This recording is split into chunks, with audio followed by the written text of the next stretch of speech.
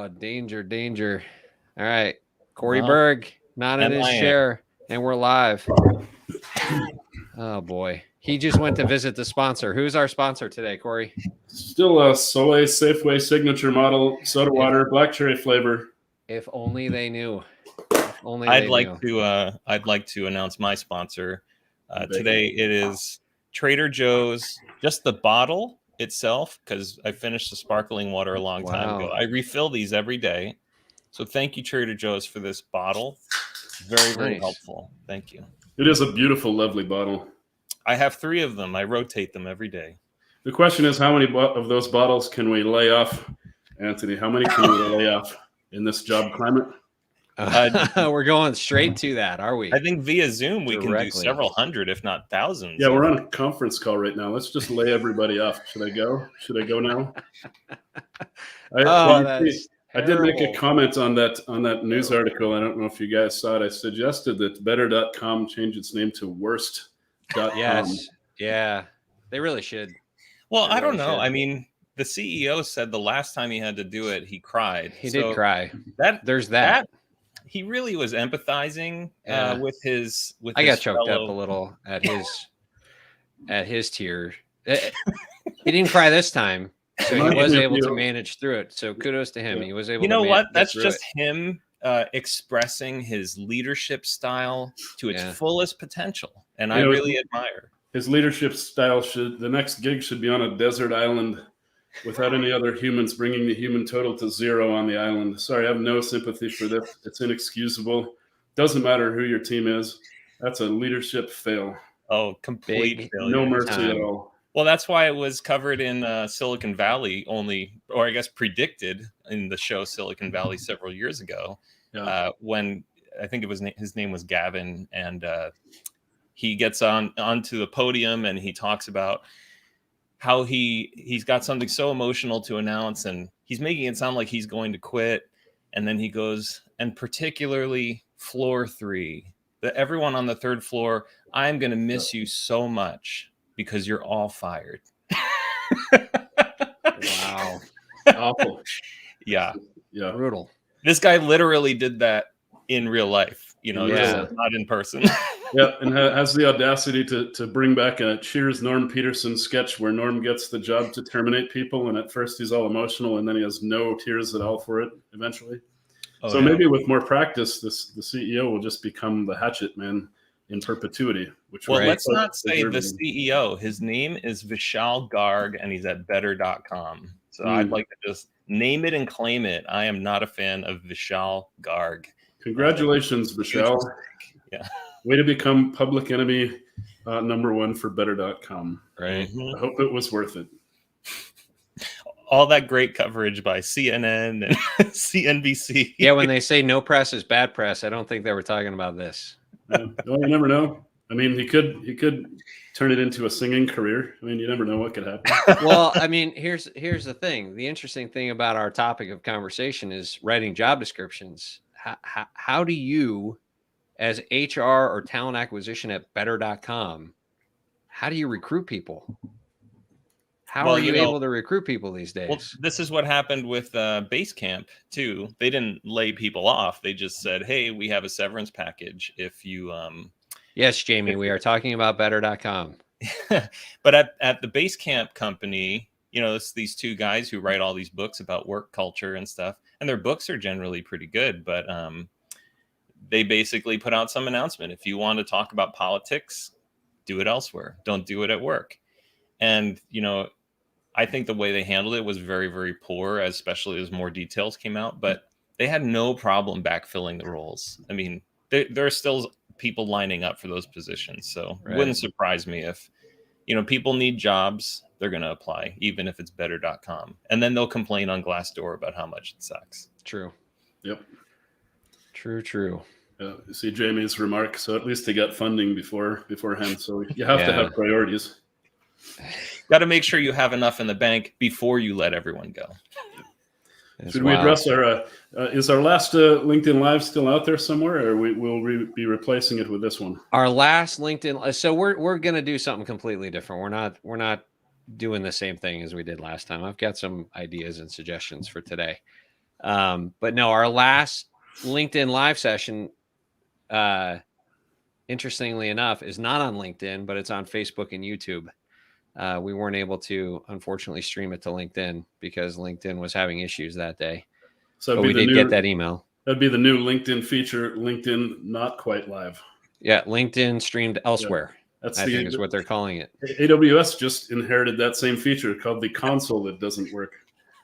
We're living in a glorious age of technology right now. It kind of reminds me of Zoom on their free accounts. They have a 40-minute meeting limit, and people are like, you should pay to have the 40-minute limit. The free account should be unlimited Zoom time. Right. Good call. That's true, right? They could have some like add-ins, the mental health add-on, right? Right. Comes up to browbeat you if your meeting takes on a certain timbre. There's a huge machine learning opportunity right there. This meeting's become way too toxic, and your little browbeating buddy comes up in the corner. Don't you think it's time to call it a day? Good heavens, glutton for punishment. Alan, you got to take control of this? Or you I am. I'm enjoying this. I'm enjoying this. I think one of the reasons people like to join our sessions in particular is because it is so casual and so comfortable. But yes, let me take a little bit of control anyway. So we talked a lot about the description itself last time, but today I kind of also want to get into the fact that both of you guys have been in hiring positions. And I am curious how much pushback you ever got when you wanted to create your own title or come up with your own job title that maybe didn't conform to something that, was either company or industry norm. And if that helped you, because I think that's obviously, as we were talking last time, the front door is that job description, but the house itself it could be that job title, or it could be the way that people approach you. So what are your thoughts on job titles? I think Anthony wants to go first. Well, I've done quite a bit of that, and it's a double-edged sword. And there's a way to manage that negative edge for sure. But I've had plenty of roles that I just made up the title because that was the job that we needed. At one large corporate employer, I started my own integration engineering team, and there really wasn't a career path or anything for integration engineer. We needed software developers and people who could connect systems. This was back in, 2010 or 12. There weren't a million SaaS tools that just made it so easy, like Zapier or whatever, to get data from one system to another. So it was a lot of hand-coded stuff. And so I created these roles, and it was really hard to fill them because no one's searching for those job titles. So I had to actually reach out to my network and be like, hey, this is the title, this is the job, but I'm looking for people who are currently in these types of roles. So it's harder to recruit. And then secondly, and this occurred later in my career, I was hiring some people with very specific roles like automation engineer. And it was a great job for the guy who filled it. But the problem is we had to eventually move him into some other industry standard title because we were doing him a disservice to his career path. There is no senior automation engineer or automation engineer 4 at Amazon or whatever. So what we had to do was say, okay, on paper, this is your job title. So we knew how to pay and keep him in the career ladder structure that, was going to help him with his longer term career. But internally, we just always referred to him with this particular title. So I think the way to manage it is to have a title that you use for advertising, like this is the job, and then to align it internally with HR to an existing career path or career structure and say, these are functionally different, but in principle, they are equivalent roles within the organization, and they inherit the same pay structure and all that stuff. Does it cause confusion when you create your own title, Anthony? I mean, did you find that it was causing any sort of confusion when you came up with a unique or non-uniform anyway title? I mean, usually the unique titles come up because you have a unique problem to solve. So I don't think so. It's kind of like everyone's saying, man, I wish we had this, fill in the blank. I wish we had Sennheiser microphone technician. You know, I've got a Sennheiser microphone in front of me, so that's why I'm thinking about it. But we have specific problems with these Sennheiser mics when we integrate it with our hardware, you know, our particular hardware. So it's good internally to know, oh, we're having a problem with that. Send it to the person in that role.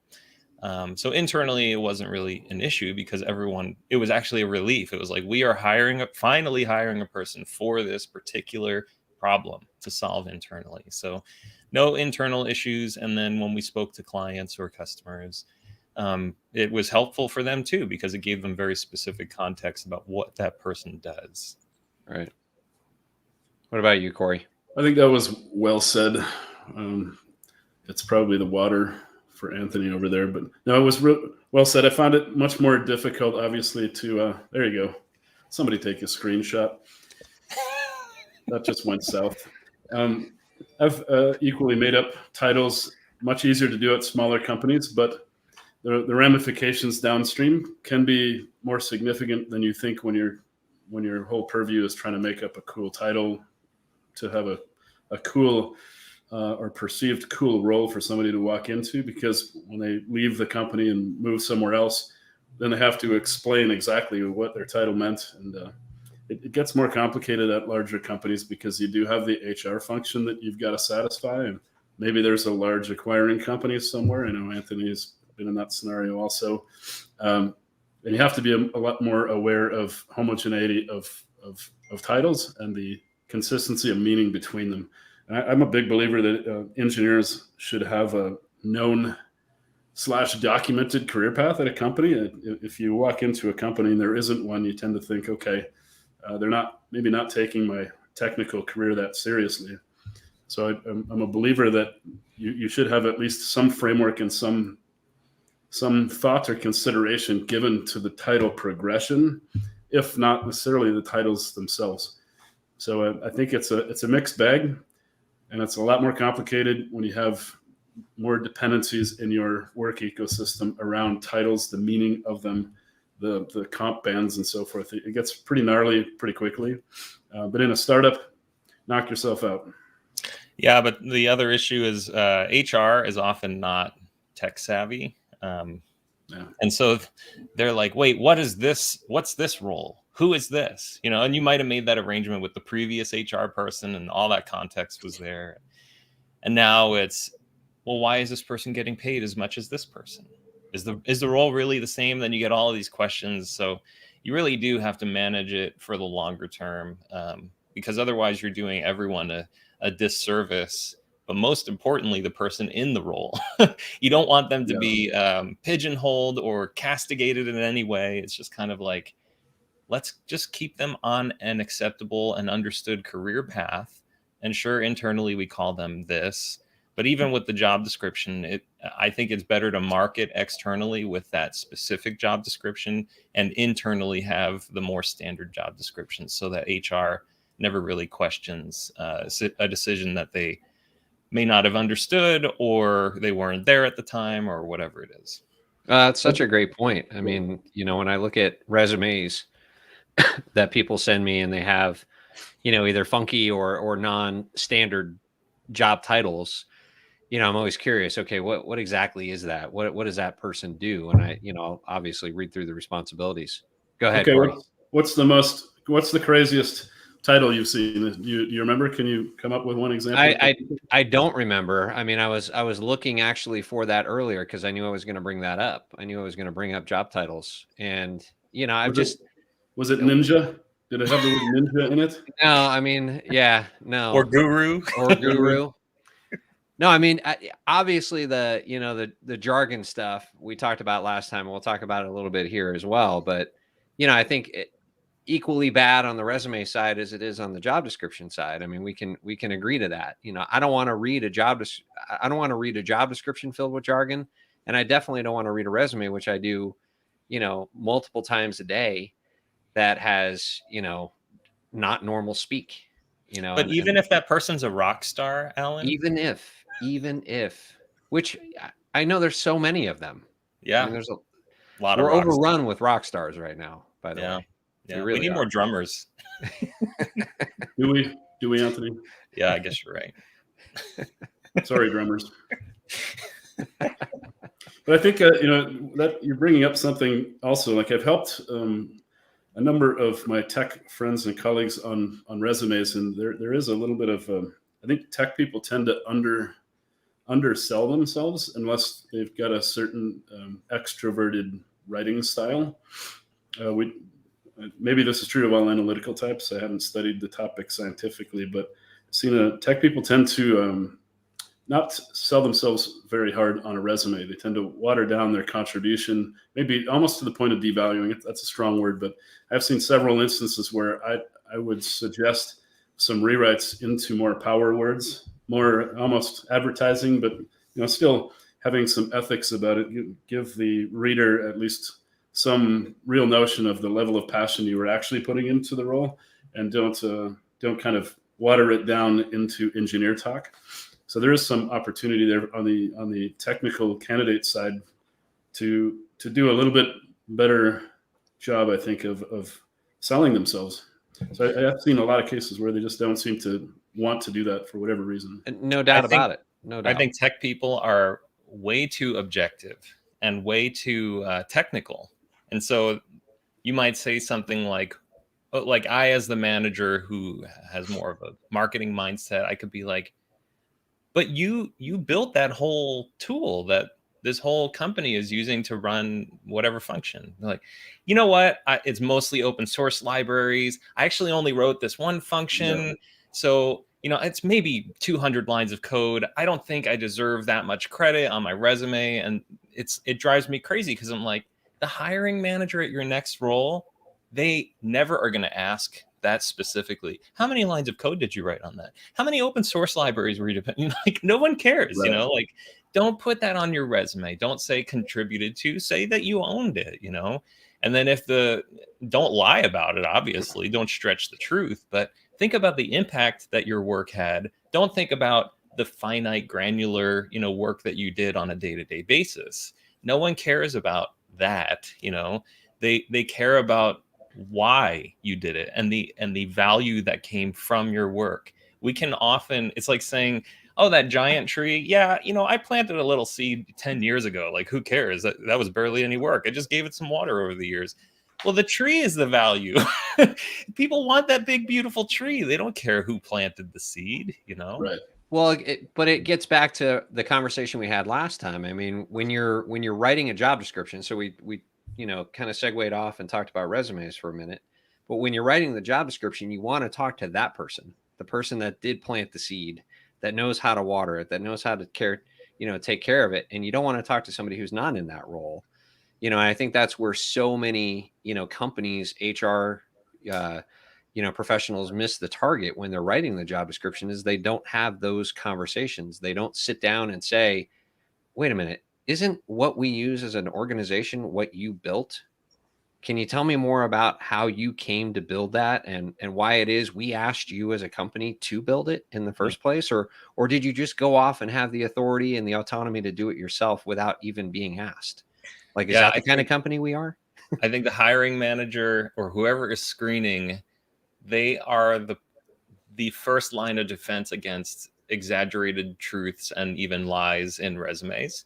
That people lie. I mean, this better than anyone else, Alan. Yeah. And I just wrote a whole book on how to apply for jobs that's coming out early next year. But like, I tell people it's okay to stretch the truth in that sense, because most people are way too modest about what they did, what their contribution was. And they don't think about the overall business value, because a lot of people think about what they did and not about the role that they actually were playing in the greater function of the business. Meaning in terms of the outcome they helped produce. Yeah, Anthony. Yeah, you're not a developer on a project. You are somebody who made this value become real for these customers, that generated this much money or impacted this many lives or whatever it is. Well, and that's also a great point, Anthony, because I think in that book, you've brought up a lot about how does your role impact the company, impact revenue of that company. I think that's in a job description. That's an often missed thing, or maybe an incredibly high percentage miss thing. Like I don't know that I've seen a job description recently, especially within technology, that will translate how my job as a help desk employee will translate into the company's growth or revenue or anything like that. Yeah. So I'm curious, what your thoughts are there. Well, I think it's kind of like a screw in a machine. Like I need a M620 screw or something like that. I need a quarter-inch screw that has so many threads and is this long. And you when you need that. So you say to the market, hey, I need this screw. But really, you're ignoring the fact that the screw is for this machine that does all of this other stuff. And the person who ends up becoming, that cog or that widget or whatever it is, it's very difficult to see the broader context of their participation. So I think you just have to spend some time thinking beyond yourself and beyond your specific contribution to articulate what it is that you contributed to. What are your thoughts, Cory? Totally agree with Anthony. And again, it comes back to thinking about the audience, thinking about the outcomes instead of the mechanics. Because the mechanics at the end of the day, I think, especially the tech industry, I mean, you don't see civil engineers getting asked to build example bridges as part of their interview process, right? Part of it is the relative immaturity of the industry that we're in and the fact that it takes no discipline to get into it. But I think we tend to focus on the mechanical minutia that at the end of the day only matters so much. It's really the thinking about it in terms of outcomes. That's the more significant way to frame these discussions. And I think we just lose sight of it. Right. Yeah. Companies know I can find this widget. I'll just put an ad out there that is for this particular thing, this type of person, someone with these skills. But how you can't really advertise a job description that's like value driven because you need the specific skills. So it's kind of like two lenses that you need to put on. Like, these are my job seeking glasses and these job seeking glasses help me look at a job description for very specific things that I know I can do. And then these are my job application lenses. That I'm going to use these lenses now to talk about myself in a specific way that does more than address those very minute details in the description. So you have to be able to wear both those pairs of glasses and switch back and forth and understand when one is more appropriate than the other. But companies, they can't write job descriptions with the value, the value lenses, and job applicants can't apply for jobs with the very specific lenses. You have to be able to swap and translate between those two worlds because you're entering a business. You're not just entering some function that exists for no reason.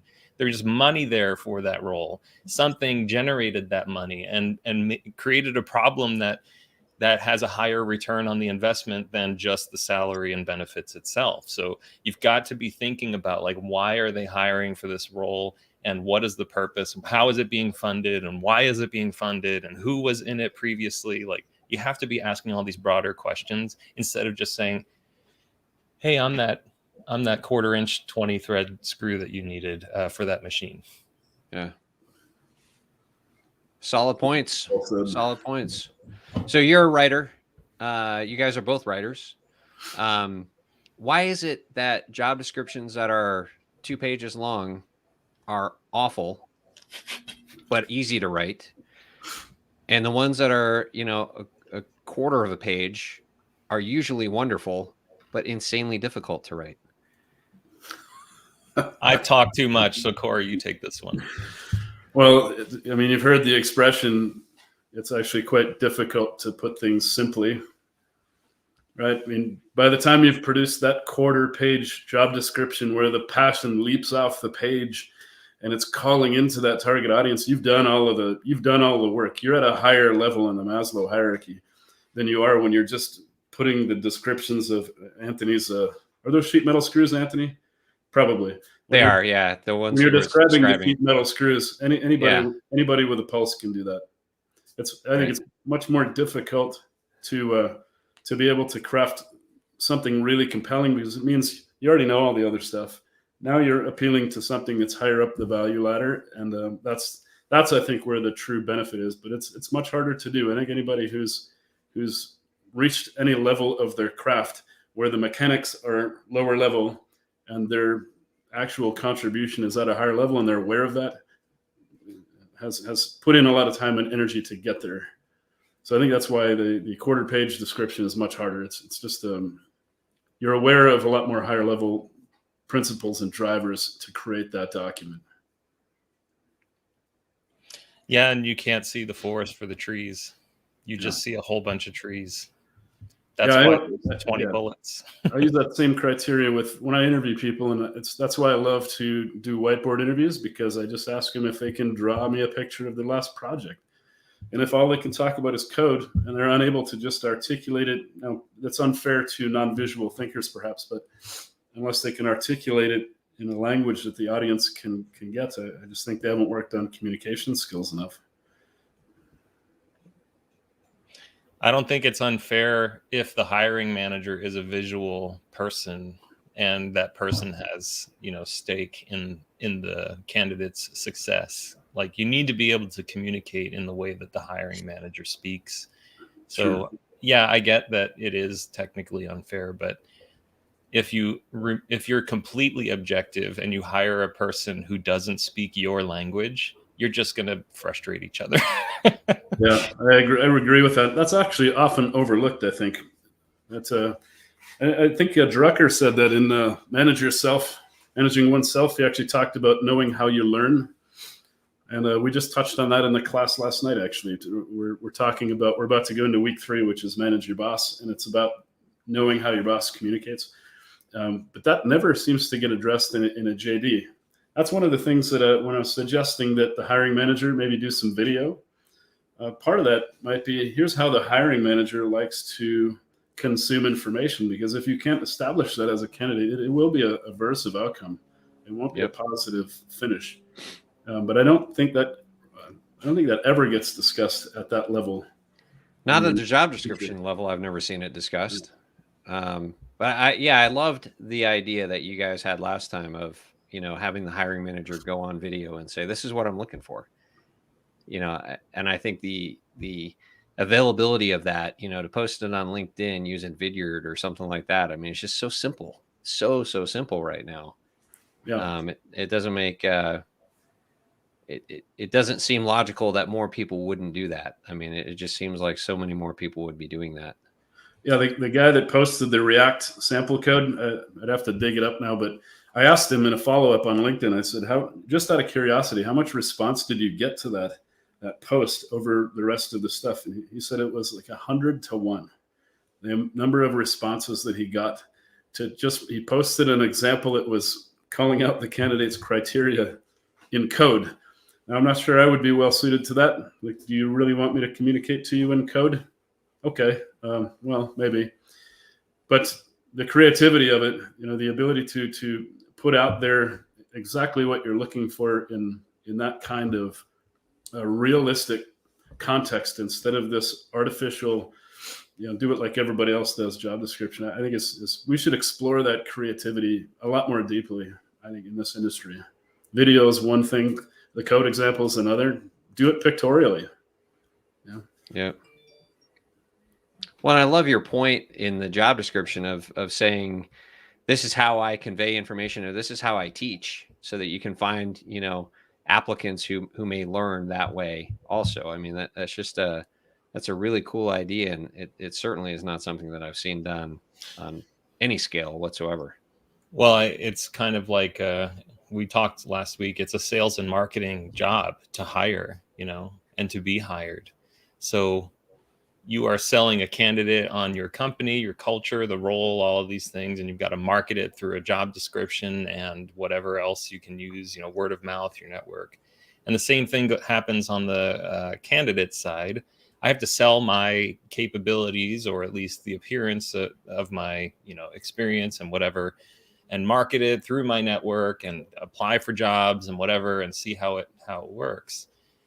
In sales and marketing, nobody says, be as broad and generic as possible. Try to reach as many people as you can. And I'm sure you'll convert, a couple of, no, it's like, find your target market, find your persona that you are addressing, speak to them directly, use language they understand, communicate as much as possible in the funnel. You've got your top of funnel thing, and then the bottom of the funnel is like really narrow, because you're speaking very specifically to the type of person that you want to address.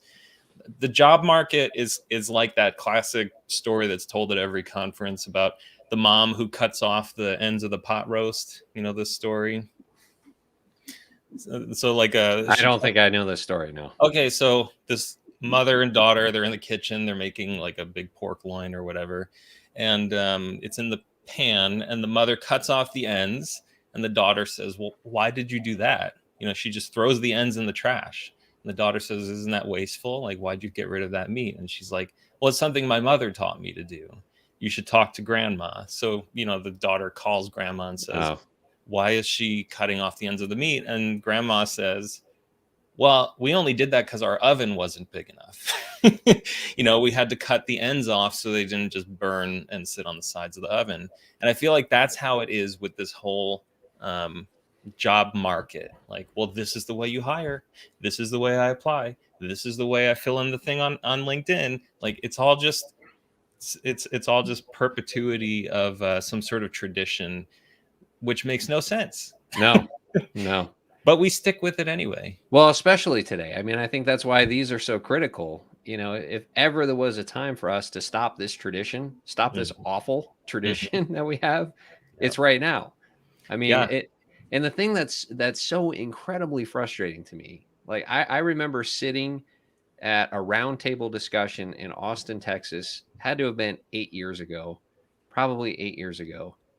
And there were different tables set up, for this discussion. And it was like, if you want to talk about funding your company or getting angel investment, sit at this table. If you want to talk about operational issues or, supply chain, sit at this table. If you want to talk at hiring, sit at this table. And literally, guys, the smallest table was the hiring table, yet everybody kept dragging their chairs over to that table. So we're all spread out around this little tiny table. Other tables had like 2 or 3 people at them. But the interesting thing to me was there were no CEOs. There were CEOs in the room. Everyone at that table was saying the hardest thing for us right now is hiring, but the CEOs were at the other tables. I'm like, how? That can't be your number one thing. The CEO would be at this table if that was the number one thing. Mm-hmm. But I think that's the mindset. Well, HR will take care of that, or hiring managers will take care of that, or they'll deal with that. If it's not CEO level problem, it's not your biggest problem. And it won't be fixed. Yep. Seems like that's the case. Yeah. It comes back to one of those core leadership principles. Are you really truly engaged with your goals? And this comes up all the time. I mean, at what level? We've all been through corporate America long enough to see goals that are allegedly high-level strategic priorities never make it to the operational levels of the company. Why is that? Because it's hard, and people just, okay, now we have a 2-page slide deck with an iceberg on one side, like Mount Everest, and a little pathway for our whole company to get up. Great metaphor. If you go ask 10 people on the street if they can recite your company goals, and you get 10 different answers, you're not taking it seriously enough, and you're just going to get to, I think, stereotypical results for that context. And the hiring thing is just another symptom of that same problem. Yeah. Well, it's exactly what we opened this call with. The Better.com CEO firing people by Zoom. If you are firing hundreds of people by Zoom in the most impersonal way, what else is happening at that company? Oh yeah.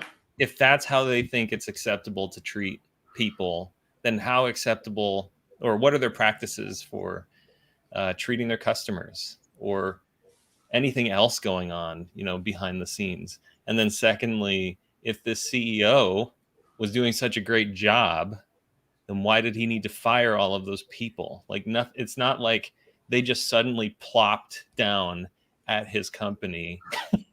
You know what I mean? Like, he created this problem, and then he's like, oh, I'm solving the problem now. But he solves it in the stupidest possible way. So it's like, Right. how many things, these are just so many red flags that come up. And if he's not going to take responsibility and say, you know what, I'm not doing a good job, I should probably go, then it speaks a lot about that company. Just like when the CEO is not the first to the table about hiring in a market where hiring is a huge problem. Right. Let someone else take care of that, even though it's our number one issue. Yeah, you just, as Anthony was talking, I just imagined a new piece of functionality for Glassdoor, the Hatchet CEO tracker.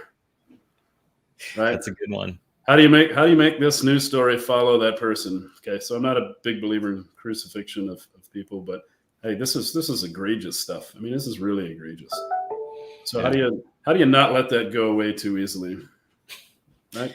And he said it was his second time. It was his second time, and he cried the first time. So to me, this suggests like he's not against doing this a third time and getting even better at it. Yeah, notice he's not talking about crying this time.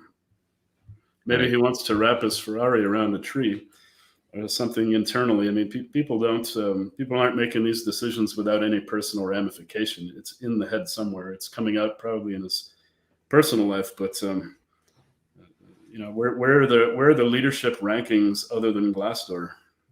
How would you feel if this fellow suddenly became CEO of a company you work for?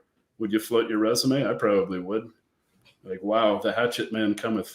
What do we do? Right. What do we do with this guy? I've had enough of that problem in my career anyway. You know, you leave a company because of really toxic people, and you move to a parallel company in a similar industry or something. You go from public to private, and they just show up there later.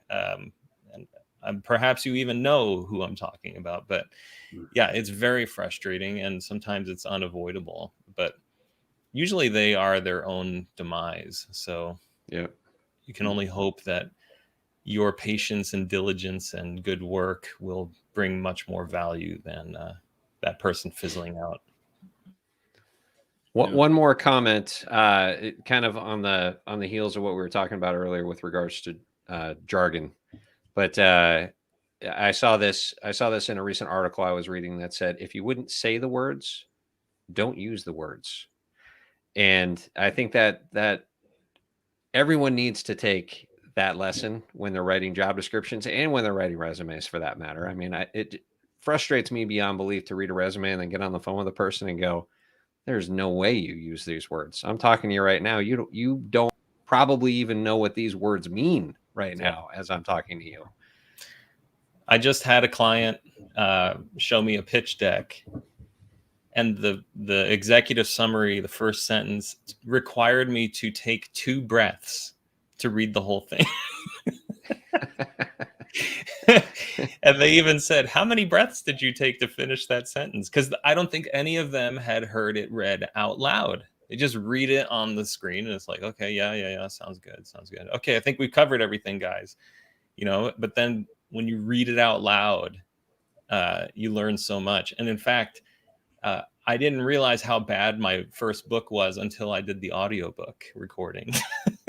And then I was like, I'm reading it out loud going, oh, that needs to be fixed. Oh, that's awkward. I wouldn't say it that way. So I went through in my second book.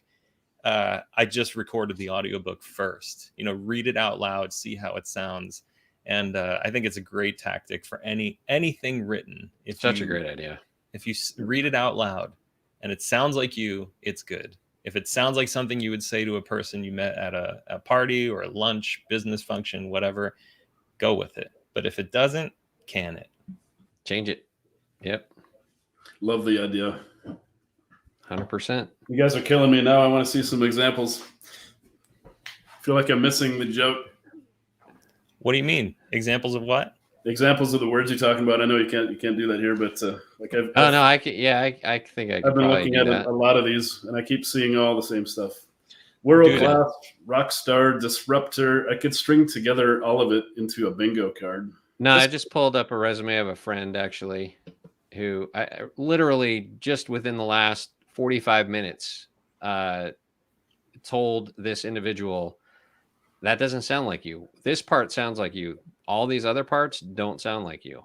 So this is the resume. A proven leader, adept at delegating and adapting leadership styles to reach all types of people, seeking a challenging supervisory position. Employs a can-do, positive attitude at all times, extremely analytical, able to tackle even the most complex problems. No, Wow. no, and no. I'm impressed already. Yeah, I mean, it's not. Yeah, is it pitchy? It's just too pitchy. Well, yeah, it's too heavy. Incredibly pitchy. Yeah. Lay it on way too thick. Yep, for sure. Doesn't need to be that way. And most job descriptions are written that way too. And I don't have a problem with the buzzwords per se, but it's when they're strung together like that, it's just artificial. Yep. I mean, also, I think you can detect when the writing exudes some passion. Tackle any kind of problem, really. Evangelize things I feel strongly about. Okay, there's a difference in style there, but yeah, I hear what you're saying, and I've seen a lot of the JDs that kind of do the same thing. They just flip it, so they're saying exactly the same thing as what you read, only from the company's standpoint. And it also, if they were to read it out loud, I bet it would sound ridiculous. Yeah, but I do like the litmus test of reading it. Yeah, I mean, I mentioned this last time. Even better, have a child read it out loud. Yeah. That way you can listen and go, this sounds so stupid, Well, and you realize how dumb corporate business language is in the first place, because a child reading it just sounds really foolish. Yeah. Jamie, I guess I'll have to take that off my resume now. No, because you can. I really have that on there. That's true. You can flip tall tires in a single flip. Tire rotations are free on weekends. Yeah, I encourage anyone watching, just go on LinkedIn and click the jobs tab and just start reading job descriptions. Read them, take a look, analyze them, and think about if you're not looking for a job, the great time to look is when you're not looking, when you don't need it. So just start reading some of these. Like, here's one. As a director of product technical program management, breath, just reading the first chunk of this sentence, you will be responsible for driving large-scale cross-functional product initiatives, including defining the strategy and leading the execution across multiple teams. Like, wait, Anthony, where do I send my resume now? That's a Facebook job description, believe it or not. That's Facebook? Okay. Yeah. You will be supporting the growth and development of technical program managers who are driving strategy and execution in product areas such as Facebook apps, ads, and business products, commerce platform integrity and privacy, as well as product platform areas that have specialized technical expertise such as machine learning, ranking, APIs, and scaled infrastructure. Period. That was a sentence. Like, brutal. How tunnel vision do you have to be to put that out? And it goes by all of these people with approvals, and it's like, yep, put it online. Looks good. Yep, great job. Where are all my people? Looks like a contract. Yep. Where are all my people? Yeah, Why are no people applying to this job? If you're Facebook, you can get away with it. The machine learning algorithm said it was fine, so I don't know what you're on about. Yeah. Oh my goodness, don't get me started. I have people all the time say, hey, can this get a higher score in ClearScope or whatever writing tool that I'm using? It's like, good content is good. It doesn't mean that the AI is going to rank it, score it highly for keywords and stuff. Well, I appreciate you both. Gentlemen, this was a fun conversation. Thanks for being here. Thanks to anyone who tuned in and listened. Thank you very much to our sponsors. Yes, thank you, Trader Joe's. Virtual sponsors. Excellent bottles that are reusable for your agua. Reusable bottles. Free water would be great. Safeway free water would be really awesome. You can't get reusable bottles other than at Trader Joe's, from what I can. I've never seen a bottle that I could use as much as this one. So. Yeah. Wow. Yeah. It's good. That is good. All right, guys. Thank you. Gentlemen, thank you so much. Appreciate it. See ya. See you next time.